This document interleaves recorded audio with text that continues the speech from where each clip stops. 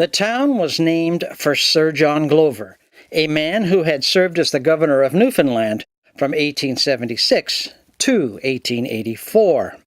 The 1901 census listed the population of Glover's Harbour at 67 people, but that figure also included the residents of Locks Harbour and Winterhouse Cove. The first recorded resident of the community was Joseph Martin in the late 1800s, by way of Harbour Grace.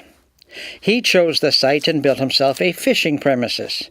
He also proceeded to clear some of the forested land and began to raise cattle in addition to planting a large garden. One of his daughters married the son of George Marsh from Winterhouse Cove, and these two families dominated in Glover's Harbour until Cottrell's Cove resident Alex Boone moved his family into the town.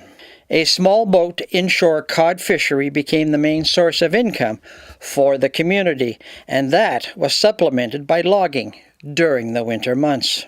The 1901 census showed that 5 residents worked away at the Labrador fishery, and that 11 people were employed by 3 lobster factories that had produced 19 cases of lobster during the previous year.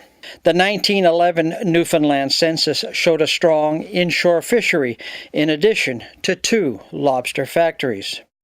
There were also family-owned lumber sawmills in the community.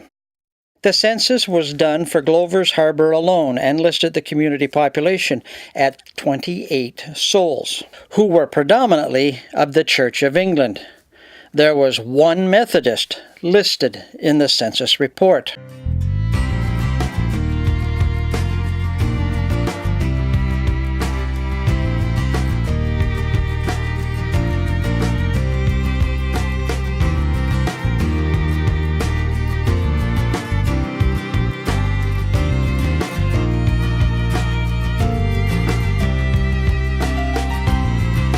The construction of the Glover's Harbour Road to Route 350 in 1962 afforded the community better access to fish markets in Leading Tickles and Point Leamington, in addition to all other businesses and various other services these outside communities provided.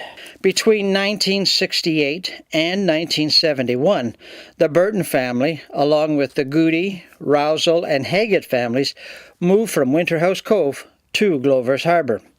By 1971, the last 8 families from Lockesporte, totaling 39 people, had also relocated to Glover's Harbour.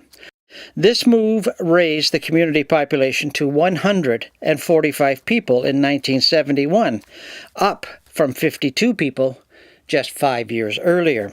Glover's Harbour eventually became a Salvation Army-based community. Their first citadel also did double duty as a school for the children. And eventually, the children from the community were bused to Leading Tickles and Point Leamington to continue their educational studies.